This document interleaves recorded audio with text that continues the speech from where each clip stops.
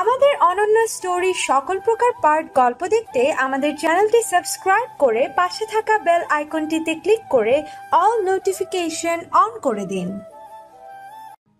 আমি জানি তোমার অনেক কষ্ট হচ্ছে, তাই না?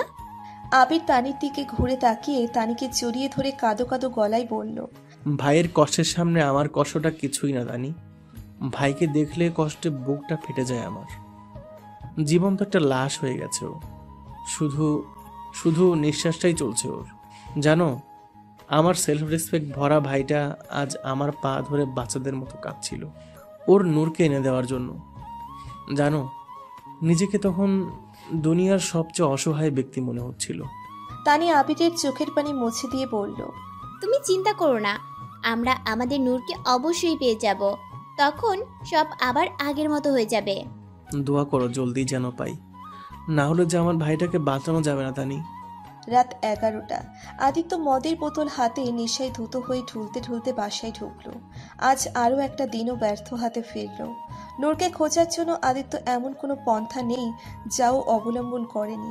নূরের হারানো বিজ্ঞপ্তির পোস্টার সব জায়গায় লাগিয়ে দিয়েছে। শহরের মেইন পয়েন্টগুলোতে বড় বড় সাইজের পোস্টার লাগিয়ে রেখেছে। যত পত্রিকা, নিউজ চ্যানেল, সোশ্যাল মিডিয়া সব জায়গায় নূরের হারানো বিজ্ঞপ্তি দিয়ে রেখেছে। দেশের প্রায় সব হাসপাতাল, পুলিশ স্টেশন খোঁজ করেছে, তবুও কোথাও নূরের খোঁজ পায়নি। সারাদিন শেষে যখন আদিত্য খালি হাতে বাসায় ফেরে তখন মনে হয় ওর পৃথিবীটাই থেমে গেছে। আদিত্য ঢুলতে ঢুলতে বেডের পাশে টি টেবিলের সামনে যেয়ে ধপ করে ফ্লোরে বসে পড়ল। চোখ দুটো ভীষণ লাল হয়ে আছে ওর। টি টেবিলের ওপর থেকে নূরের ছবিটা হাতে নিয়ে কান্নাচুরিত কণ্ঠে বলল, আর কত শাস্তি দিবে আমাকে প্রাণ পাখি? প্লিজ এবার তো মাফ করে দাও। ফিরে এসো আমার কাছে, আই প্রমিস। আর কখনো তোমাকে ছেড়ে কোথাও যাব না। দেখো তোমার রাজকুমার কত কষ্টে আছে, তোমার কি আমার উপর একটু দয়া হচ্ছে না? এতটা নিষ্ঠুর হয়েও না প্রাণ পাখি, আমার যে আর সহ্য হচ্ছে না এই যন্ত্রণা। প্লিজ নিঃশ্বাসটা বন্ধ হওয়ার আগে ফিরে এসো, না হলে হয়তো অনেক দেরি হয়ে যাবে প্রাণ পাখি। প্লিজ ফিরে এসো, প্লিজ প্লিজ প্লিজ। বলতে বলতেই আদিত্য নূরের ছবি বুকে জড়িয়ে শুয়ে পড়ল। পরদিন সকাল 11টা। আদিত্য রোজকার মতো নূরকে খোঁজার মিশনে বের হয়েছে। আদিত্য একটা রাস্তার পাশে গাড়ি থামিয়ে রাস্তার দেওয়ালের সাথে নূরের পোস্টার লাগাচ্ছে। হঠাৎ আদিত্য দেখলো ওর লাগানো পোস্টারের উপর দিয়ে অন্য লোক পোস্টার লাগাচ্ছে। এটা দেখে আদিত্য রেগে গিয়ে ওই লোকের পোস্টার ছিঁড়ে ফেলে রাগী কণ্ঠে বলে উঠল, hey you, how dare you! তোর সাহস কি করে হয় আমার পোস্টারের উপর দিয়ে অন্য পোস্টার লাগানোর? দেখছিস না আমি এখানে পোস্টার লাগিয়েছি, তুই যে অন্য কোথাও লাগা যা।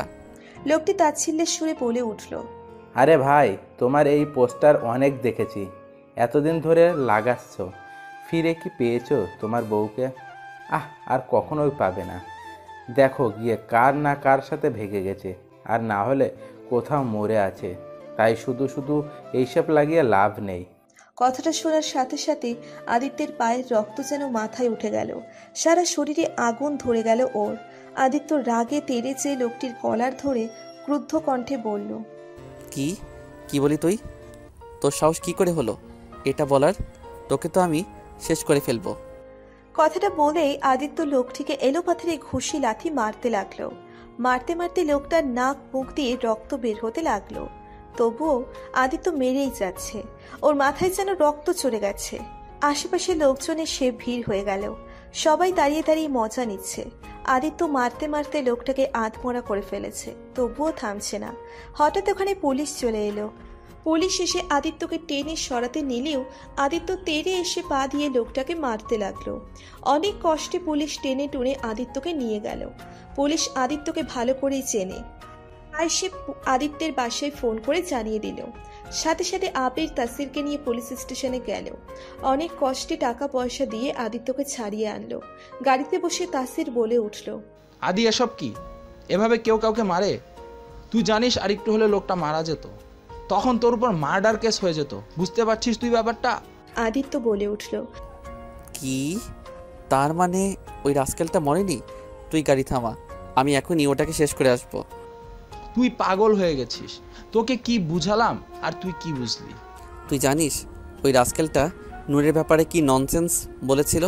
ও বলছিল নূর নাকি কারোর সাথে ভেগে গেছে, নয়তো কোথাও আর বলতে পারল না আদিত্য। এইটুকু বলতেই ওর কণ্ঠ কেঁপে উঠল। একটু থেমে আদিত্য আবার বলে উঠল, একটা কথা মনে রাখবি সবাই, নূর বেঁচে আছে বলেই আমার নিঃশ্বাস এখনো চলছে। নূরের কিছু হয়ে গেলে আমার নিঃশ্বাসও বন্ধ হয়ে যেত, বুঝেছিস? ওকে ওকে আমার বাপ, বুঝতে পেরেছি। তোর সাথে কথায় পারবো না আমরা, আগেই পারতাম না, এখন তো আরও মেন্টাল হয়ে গেছিস। গাড়ি চলতে চলতে সিগন্যালে এসে থামলো। আদিত্য বাইরে তাকিয়ে আছে। ওর নজর গেল কিছু দূরে একটা বাইকে বসে থাকা একটা ছেলে আর মেয়ের উপর, হয়তো স্বামী স্ত্রী হবে। হঠাৎ মেয়েটার কাছে কিছু একটা দেখে ভ্রু কুঁচকে আসলো আদিত্যের। ভালো করে খেয়াল করে দেখতে আদিত্যের চোখ বড় বড় হয়ে গেল। আদিত্য তাড়াতাড়ি করে গাড়ি থেকে নেমে বাইকের দিকে যেতে লাগলো। আদিত্যকে এভাবে যেতে দেখে আবির আর তাসির পেছন থেকে ওকে ডাকতে লাগলো। আদিত্য যেতে যেতে হঠাৎ সিগন্যাল ছেড়ে দিল আর বাইক স্টার্ট দিয়ে চলে গেল। আদিত্য পেছনে পেছনে দৌড়তে লাগলো। একসময় বাইকটা অনেক আগে চলে গেল। আদিত্য রাস্তায় বসে পড়ে হাঁপাতে লাগলো। তাসিরটা গাড়ি সাইড করে আদিত্যের কাছে দৌড়ে এসে বলল। আদিত্য উঠে দাঁড়িয়ে বলল, কিরে, পাগল হয়ে গেছিস তুই? এভাবে রাস্তার মাঝখানে দৌড়াচ্ছিস কেন? তাসির বলে উঠল, আমি একটা বাইককে ধরতে চাচ্ছিলাম কিন্তু পারলাম না, তবে আমি বাইকের নাম্বার নোট করে রেখেছি। তাড়াতাড়ি চল, আমাদের ওই বাইকওয়ালাকে ধরতে হবে। কিন্তু হয়েছেটা কি সেটা তো বল, কি আছে ওই বাইকে? দেখ, এত কিছু বলার টাইম নেই আমার কাছে, আমি তোদের পরে বলবো। এখন তোরা যাবি আমার সাথে, না হলে আমি একাই যাব। ওকে ওকে চল, যাচ্ছি। আদিত্যরা সেই বাইকওয়ালার বাসার সামনে গাড়ি থামালো। বাইকের নাম্বার থেকে সব ইনফরমেশন বের করেছে ওরা। গাড়ি থামতেই আদিত্য দ্রুত গাড়ি থেকে নেমে বাসার দরজায় এসে বেল বাজালো। আবির আর তাসিরে ওর পিছে পিছে এসে দাঁড়ালো। একটু পরে একজন মহিলা এসে দরজাটা খুলে দিল। দরজা খুলতেই আদিত্য অস্থির হয়ে জিজ্ঞেস করলো, নূর কোথায়? বলুন, কোথায় আমার নূর? মহিলাটি আদিত্যের কথা বুঝতে না পেরে বলে উঠল, কে? নূর? আর আপনারা কে? কি চাই এখানে? নূর কোথায় আগে তাই বলুন, কোথায় লুকিয়ে রেখেছেন ওকে? নূর, নূর বলে ডাকতে ডাকতে আদিত্য বাসার ভেতরে ঢুকেই এদিক ওদিক তাকিয়ে নূরের নাম ধরে ডাকতে লাগলো।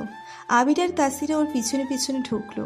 মহিলাটি এসব দেখে হকচকিয়ে উঠে বলল, আরে আরে, কোথায় চলে আসছেন আপনারা? চেনা নেই জানা নেই এভাবে কেউ কারো বাসায় ঢুকে পড়ে? এটা কোন ধরনের ব্যবহার? আদিত্য মহিলাটির সামনে এসে কড়া গলায় বলে উঠল, দেখুন, ভালোই ভালোই বলে দিন আমার নূর কোথায়, না হলে কিন্তু আমার চেয়ে খারাপ কেউ হবে না। আরে ভাই, কি নূর নূর করছেন? কে নূর? কিসের নূর? আমরা কোনো নূরকে চিনি না। আপনারা এখন যান এখান থেকে। আচ্ছা, আপনি নূরকে চিনেন না? তাহলে আমার নূরের পেন্ডেন্ট আপনার গলায় কিভাবে এলো? মহিলাটি ভ্রু কুঁচকে বলল, পেন্ডেন্ট? কিসের পেন্ডেন্ট? আদিত্য এক আঙ্গুল তুলে মহিলাটির গলার দিকে ইশারা করে বলল, এই যে আপনার গলায় যে পড়ে আছেন, এটার কথা বলছি। এটা আমার নূর, মানে আমার ওয়াইফের পেন্ডেন্ট। আপনার কাছে কিভাবে এলো? মানে আপনার ওয়াইফের কেন হতে যাবে? এটা তো আমার পেন্ডেন্ট। তাসির এবার আদিত্যের হাত ধরে একটু সরে গিয়ে আস্তে করে বলল, কি করছিস তুই? একটা পেন্ডেন্টের উপর ভিত্তি করে তুই এখানে চলে এসেছিস? আর এই রকমের পেন্ডেন্ট তো অনেকের কাছেই থাকতে পারে। আদিত্য বলে উঠল, তোর কি আমাকে ইডিয়ট মনে হয়? এমনি এমনি আমি চলে এসেছি? আরে, এই পেন্ডেন্ট আমি স্পেশাল অর্ডার দিয়ে বানিয়েছিলাম নূরের জন্য। ওটাতে আমার আর নূরের নামের ফার্স্ট লেটার দেওয়া আছে। এখন তুই বল, আমি এমনি এমনি বলছি? আদিত্য আবার ওই মহিলাটির কাছে এসে বলল, দেখুন, আবারও বলছি, ভালোই ভালোই বলে দিন নূর কোথায়, আর এই পেন্ডেন্ট কোথায় পেয়েছেন, না হলে কিন্তু আমি পুলিশ ডাকতে বাধ্য হব। দেখুন, আপনি কিন্তু এবার দাদাগিরি করছেন। আরে পাগল নাকি আপনি? এক কথা একবারে বোঝেন না? বললাম তো আমি কোনো নূরকে চিনি না। আর এই লকেটটাও আমার, আপনার ওয়াইফের না। আদিত্যের এবার রাগ আরও বেড়ে যাচ্ছে। তাসির ব্যাপারটা বুঝতে পেরে আদিত্যের কাছে এগিয়ে এসে বলল, দাঁড়া, আমি কথা বলছি। তাসির মহিলাটির দিকে তাকিয়ে বলল, আচ্ছা ঠিক আছে, মানলাম এটা আপনার। তাহলে বলুন এটা কোথা থেকে কিনেছেন? এর কোনো মানি রিসিপ্ট নিশ্চয়ই আছে, সেটা আমাদের দেখিয়ে দিন, আমরা চুপচাপ চলে যাব। কেন আপনাকে দেখাতে যাব কেন? আমি যেখান থেকে খুশি সেখান থেকে কিনি, তাতে আপনাদের কি? আদিত্য এবার রাগী কণ্ঠে বলল, বুঝেছি, আপনি এভাবে মানবেন না। আবির, পুলিশকে ফোন কর। পুলিশ এসেই সব বের করে দিবে। মহিলাটি এবার ঘাবড়ে যেয়ে তার স্বামীকে ডাকতে লাগলো। একটু পরে ভেতর থেকে মহিলাটির স্বামী বেরিয়ে এলো।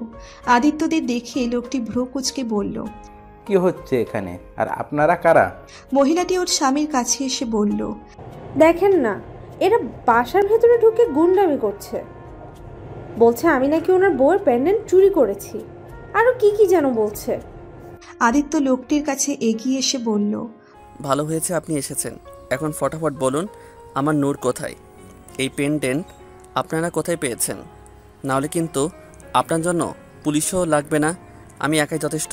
তাড়াতাড়ি বলুন। লোকটি বলে উঠল, আরে কি বলছেন এইসব? কে নূর? আমি তো কিছুই বুঝতে পারতেছি না। আদিত্য রাগে কটমট করে তাসিরের দিকে তাকিয়ে বলে উঠল, দেখ আমি আর নিতে পারছি না, আমি কিন্তু কিছু করে বসবো। তাসির আদিত্যের কাঁধে হাত দিয়ে বলল, রিল্যাক্স, আমি কথা বলছি। তাসির লোকটির সামনে যেয়ে নরম সুরে বলল, দেখুন ভাই, আসলে আমার এই বন্ধুর ওয়াইফ আজ 5 মাস হলো নিখোঁজ। আমরা সবাই পাগলের মতো খুঁজছি তাকে। আপনার বউয়ের গলায় যে পেন্ডেন্ট দেখছি, এটা ওর ওয়াইফের। তাই আমরা একটা আশার আলো দেখতে পেয়েছি। প্লিজ বলুন না আপনারা এই পেন্ডেন্ট কোথায় পেয়েছেন। আপনারা সত্যি কথা বললে আমাদের অনেক উপকার হবে। আমরা প্রমিস করছি আমরা আপনাদের কিছুই করব না। তবে আপনি যদি না বলেন তাহলে আপনার সাথে কি হবে তার গ্যারান্টি দিতে পারবো না। আসল ব্যাপারটা বুঝতে পেরে লোকটি মাথা ঝাঁকিয়ে বলল, ঠিক আছে, আমি বলছি। আসলে এই পেন্ডেন্টটা আমি 5 মাস আগে টাঙ্গাইলের একটা ছোট্ট গ্রাম থেকে কিনেছিলাম। আদিত্য উত্তেজিত হয়ে বলল, টাঙ্গাইল? টাঙ্গাইলের কোথায় আর কার কাছ থেকে কিনেছেন আপনি? টাঙ্গাইলে একটা ছোট্ট হসপিটাল থেকে, ওখানে একটা লোকের কাছ থেকে কিনেছিলাম এটা। হসপিটাল? কোন হসপিটাল? আর ওই লোকটা এই পেন্ডেন্ট কোথায় পেলো? প্লিজ সব খুলে বলুন। আসলে আমি একজন অ্যাসিস্ট্যান্ট ডক্টর, আর এটা একটা এনজিও চালিত হসপিটাল। ওই গ্রামের গরিব দুঃখী মানুষের জন্য ওখানে ডাক্তাররা যে ফ্রি চিকিৎসা দিতে থাকে। আমিও 5 মাস আগে গিয়েছিলাম। তখন একটা লোক এই পেন্ডেন্টটা বিক্রি করার জন্য ওর চিকিৎসা করছিল। আমি দেখেই বুঝতে পেরেছিলাম যে এটা ডায়মন্ডের। স্বল্প মূল্যে পাওয়ায় আমি কিনে নিয়েছিলাম। আদিত্য উত্তেজিত হয়ে জিজ্ঞেস করল, কে ওই লোকটা?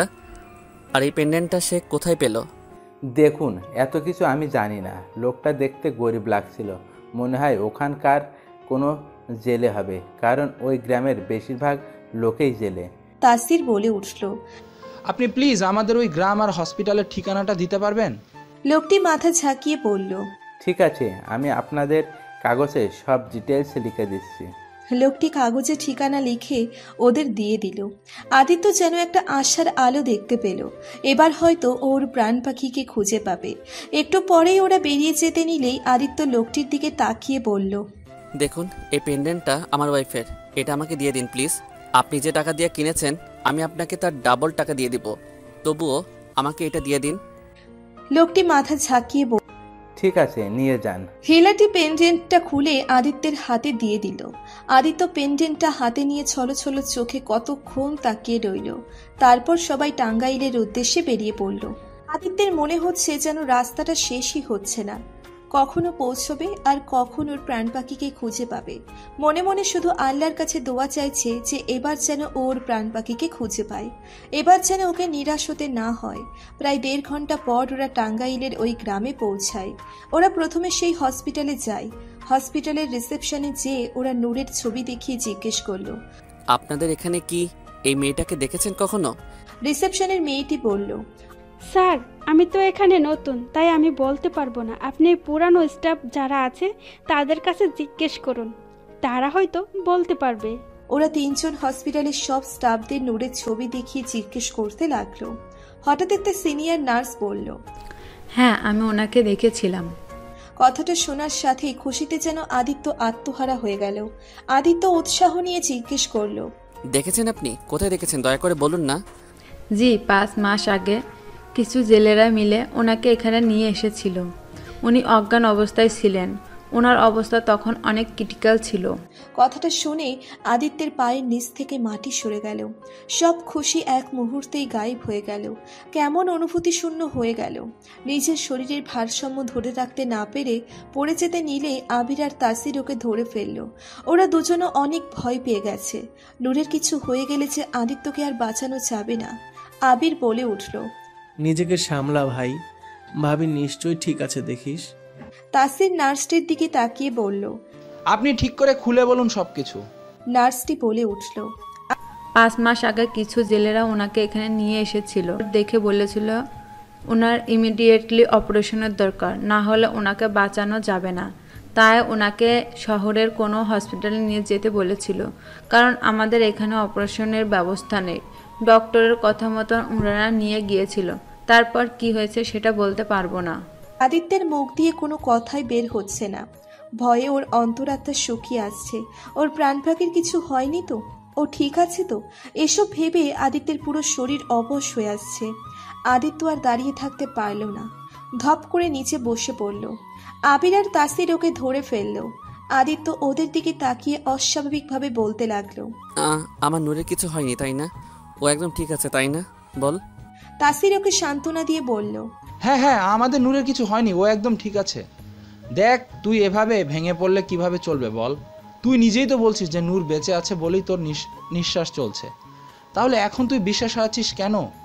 আদিত্য একটা ঢোক গিলে নিজেকে একটু শক্ত করে বলল, হ্যাঁ হ্যাঁ, তুই ঠিকই বলেছিস, আমার নূর একদম ঠিক আছে, কিছু হয়নি ওর। আদিত্য উঠে দাঁড়িয়ে নার্সটিকে জিজ্ঞেস করলো, সিস্টার, আপনাদের এখানে সিসিটিভি ক্যামেরা লাগানো আছে? তাহলে আমরা সেদিনকার ভিডিও ফুটেজ দেখে লোকগুলোকে বের করতে পারতাম। জি না স্যার, আমাদের এখানে সিসিটিভি ক্যামেরা নেই। এটা একটা ছোট হসপিটাল, এখানে ওসব ফ্যাসিলিটি নেই। ওকে, আপনি প্লিজ বলতে পারবেন ওই লোকগুলোকে কোথায় পাওয়া যাবে যারা নূরকে এখানে নিয়ে এসেছিল? অ্যাকচুয়ালি তো বলতে পারবো না, তবে এখানে একটা জেলেপাড়া আছে, লোকগুলো হয়তো ওখানকারই, আপনারা ওখানে খোঁজ নিয়ে দেখতে পারেন। জি, thank you so much sister. আদিত্যরা আর এক মুহূর্তও দেরি না করে জেলেপাড়ার উদ্দেশ্যে বেরিয়ে পড়ল। জেলেপাড়ায় এসে ওরা সবাইকে নূরের ছবি দেখিয়ে ওর কথা জিজ্ঞেস করতে লাগলো। অনেকক্ষণ খোঁজার পর একটা 10-12 বছরের বাচ্চা ছেলে নূরের ছবি দেখে বলে উঠল, আরে এটা তো ওই পাগলি মেয়েটা। আদিত্য চমকে উঠে বলল, পাগলি? তো তুমি চেনো ওকে? কোথায় ও? হ্যাঁ চিনি তো, ওই করিম জেলের বাড়িতে থাকে। সব সময় পাগলের মতন চুপচাপ শুধু নদীর ধারে বসে থাকে। আদিত্যের যেন খুশিতে পাগল হয়ে যাওয়ার উপক্রম। ফাইনালি ওর প্রাণ পাখির দেখা পেতে চলেছে। খুশিতে ওর চোখে পানি চলে এলো। আদিত্য ছেলেটির দিকে তাকিয়ে বলল, তো তুমি আমাকে ওর কাছে নিয়ে যেতে পারবে প্লিজ? হ্যাঁ হ্যাঁ, আসুন, আমার সাথে নিয়ে যাচ্ছি আপনাকে। এখনো হয়তো ওই নদীর কিনারায় বসে আছে। আদিত্য ছেলেটির পিছনে পিছনে যেতে লাগলো। বুকের ভেতর অনেক জোরে জোরে ধুকপুক করছে ওর। সত্যিই কি এবার পেয়ে যাবে ওর নূর, ওর প্রাণ পাখিকে? আবির আর তাসিরও ওদের পেছনে যেতে লাগলো। ওরাও মনে মনে আল্লাহর কাছে দোয়া করছে যেন এবার ওরা নূরকে পেয়ে যায়, তবেই আদিত্য নতুন জীবন ফিরে পাবে। ছেলেটি ওদের একটা বাগানের ভেতর দিয়ে নিয়ে যাচ্ছে। আদিত্য যত এগিয়ে যাচ্ছে ওর বুকের ধুকধুকানি যেন ততই বেড়ে যাচ্ছে। ওর মন বলছে নূর ওর কাছেই কোথাও আছে। বাগান পেরিয়ে বাইরে আসতেই সেই ছেলেটি হাত উঠিয়ে কিছুটা দূরে নদীর কিনারে দেখিয়ে বলল,